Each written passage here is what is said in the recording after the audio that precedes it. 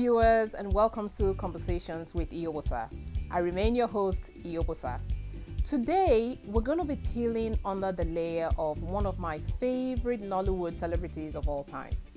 She has been on the scene for over 25 years and has featured in several notable movies and productions, such as Out of Bounds with RMD, Hit and Run, Siberia, Mnet's Doctor's Quarters, Tinsel, Hush, and the list goes on and on. Under the auspices of her production company, New Dawn Productions, she has produced movies such as She Devil, Sweet Revenge, and Jungle Ride. She has several awards and nominations to her credit, including the 2018 MSAA Best Legend Icon Award, as well as the 2019 JTAH 10 Most Inspiring Women in Nigeria. Now, as if being a movie producer, actor isn't tasking enough, she's also an author, and she's got 2 fiction novels under her belt, Echoes of a Heartbeat and Dreams of Yesterday, and she is currently working on her 3rd novel. Last but not the least, she gives back to her community by engaging in causes that are near and dear to her heart, to bring awareness of social and health issues. She's a past 2-term VP of the Association of Movie Producers of Nigeria, immediate past 2-term chairperson of her Old Students Association Alumni group. She's an ambassador of Neola Cancer Care Foundation and a volunteer for the movement against child sexual abuse. Viewers, I call this making a difference. So join me in welcoming to the show my sister of life, who also happens to be one of my sisters-in-law, Lillian Amah-Aluko. Welcome, sis, to my show. Glad to have you here, and you look amazing. Thank you, Yoba. You look great yourself, and it's a pleasure to be here. Thank you so much. You know, it runs in the family. It's just how we roll. You know, we just come correct, right? I agree. I agree. Okay. I know you're out shooting a movie, or maybe you're done with that production. So I'm not going to waste any of your time. But I have a question for you, and I'm sure my viewers will also appreciate this. Where do you find the time to engage in all these many activities? I mean, I once worked for a TV production company here in the US, and so I have first-hand knowledge of how tasking and involving it is to shoot a movie or to even shoot a TV episodic, production. So as if that's not tasking enough, where do you just find the time for your, fiction novel writing, your volunteer activities? Just share the secret, please. What's the secret sauce? Okay, let's put it this way. I'm actually a very organized person. And I've always been very good at multitasking, especially at things that I enjoy, right? Right. I write when I have bursts of inspiration. And at other times, I set myself deadlines. So I can say I must do 1 chapter this week. And regardless of what's happening, I find the time to do it. Volunteer activities are also my way of socializing. I'm not really a social butterfly. I don't party much. So for me, those volunteer activities are things I enjoy doing, and it's a way of meeting up with other people. Finally, I believe that one will always find the time to do what one considers important. So if we segue to the other organization you volunteer at, which is the movement, against child abuse, right? I think, yeah. The topic of child abuse just breaks my heart. As you know, your nieces, right? They're 6 years old. And when I just think about a 6-year-old or 7-year-old being molested, and unfortunately, right, it is usually by close family and friends.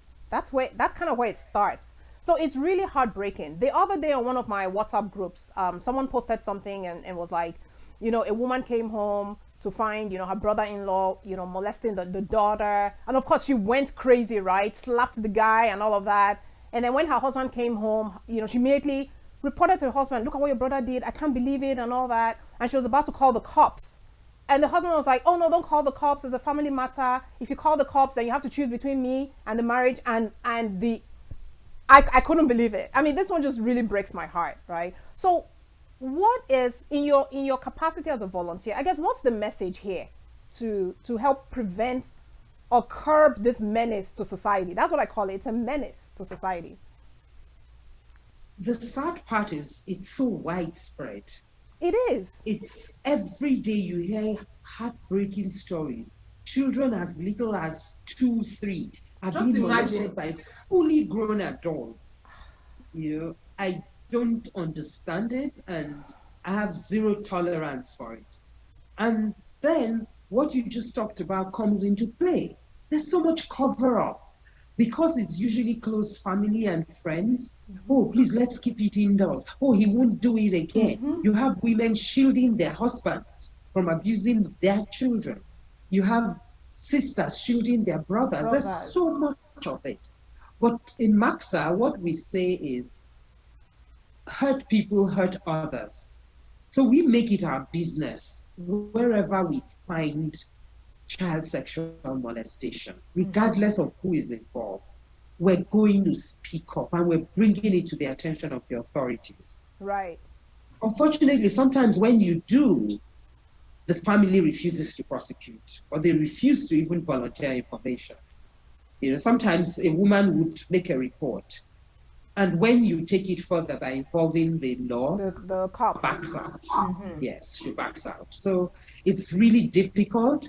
So what we're concentrating on now is educating people, educating parents, educating teachers, educating caregivers, educating even the pedophiles themselves. We're trying to let them see just how much hurt they cause with their action.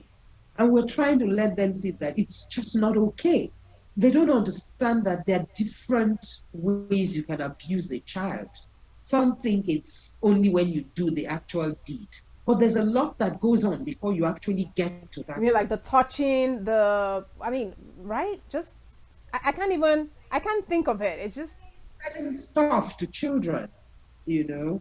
So we're trying very hard to educate the populace in general that it is not right. You see things like at children's parties, they're playing some of these really vulgar songs, permit me to use that language, and then all these funny dances they've created, and you see little kids twerking and all of that, and parents are there laughing, and it's okay with them. We're saying to them, it's not okay. It's not okay. It's not. Child, in any way, that's where it starts from, you know.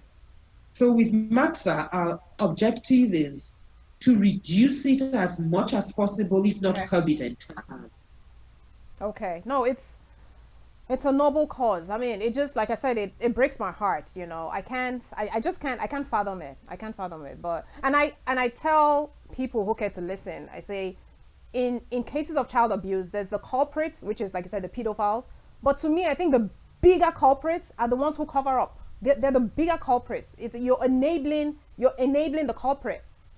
You know, I don't care who you are, you know, brother, family, whatever it is, because if you knew you were family, you should have thought about that, right? Before doing whatever you did. You should have thought about family. Why didn't you think about that then? You know, so after the deed, don't come and talk about family, because you're clearly not. It's as simple as that. It's as simple as that. Correct. And then society is not helping. It's not helping. There are so many people that will say he has apologized, forgive him. And I'm like, hello, forgive him? What about the child who has been traumatized? Yeah. If we don't send strong messages of deterrence, it's going to continue. Yeah. I totally agree.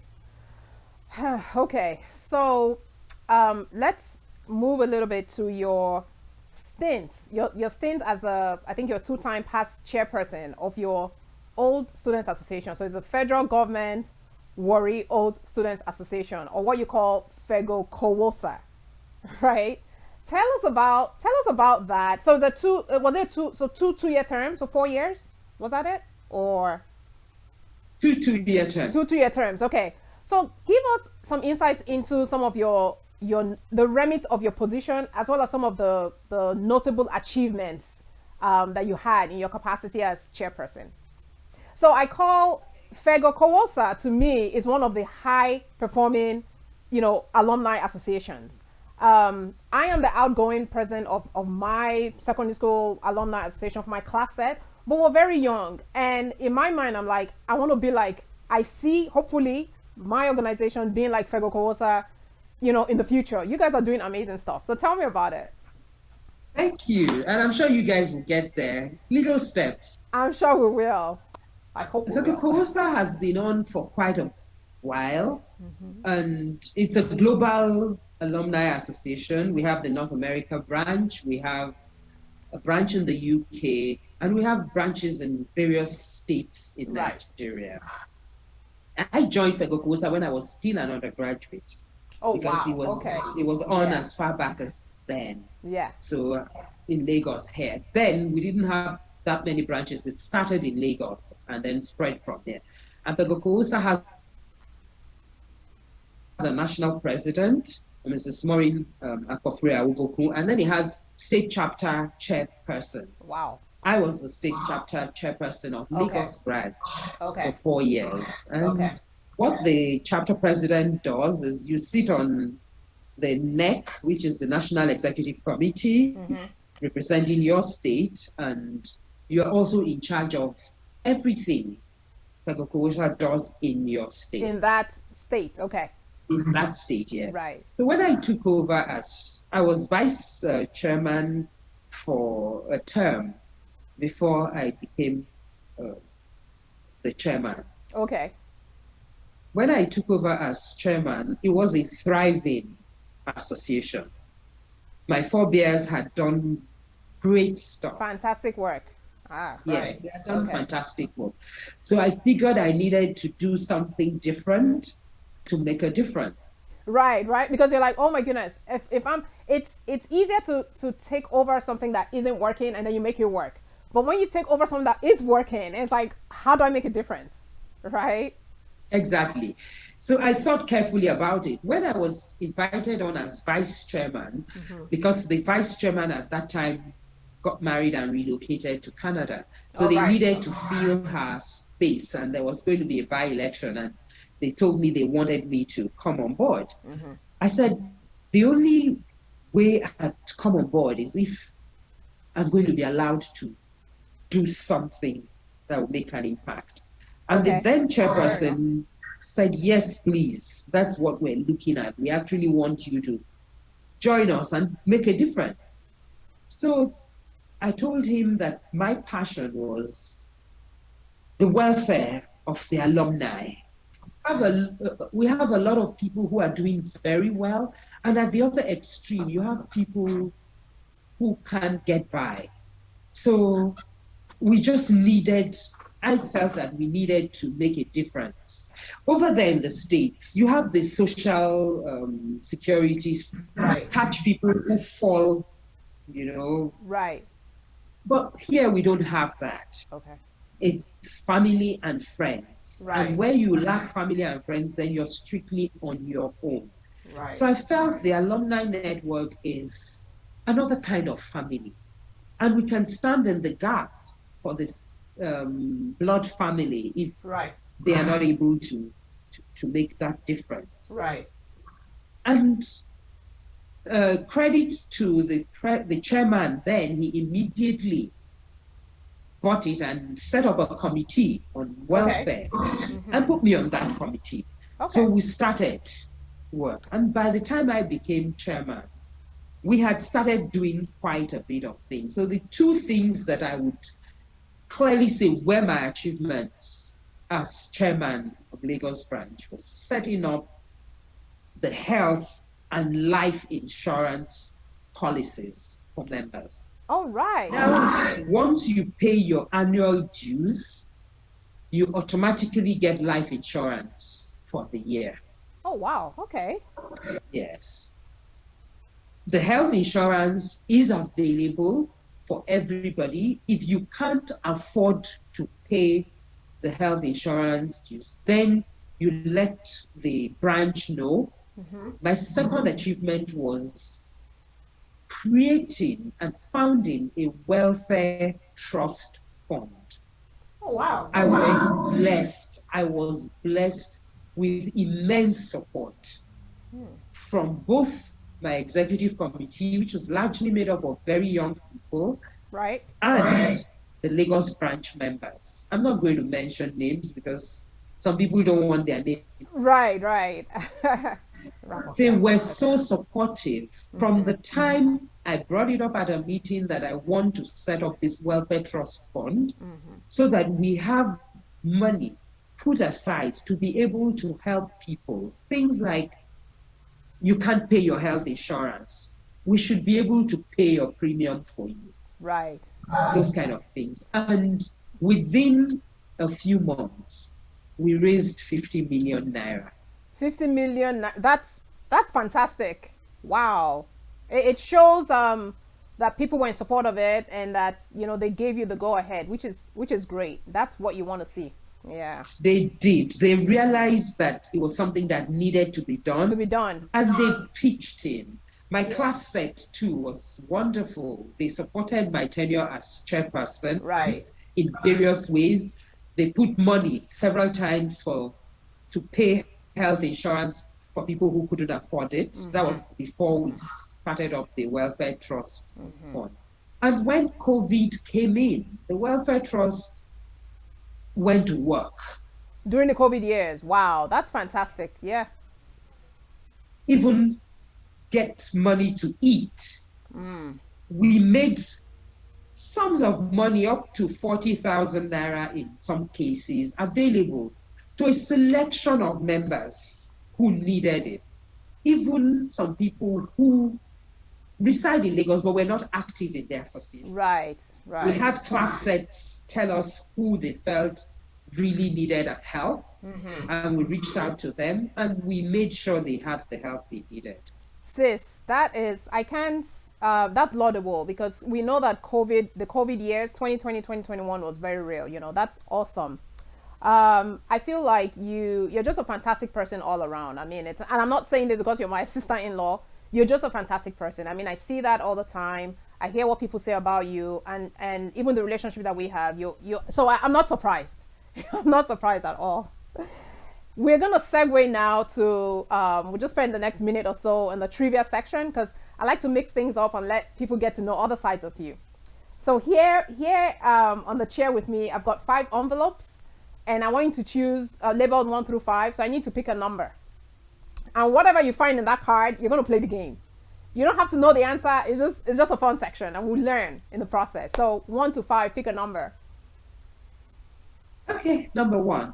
Okay, so you selected number 1. That's number 1, as you can see. I'm gonna pull it out, and it is getting to know you. So this is where I ask questions, and you just tell me which one is your preference. Dark or milk chocolate? Milk chocolate. Eat in or dine out? Dining out. Dine out.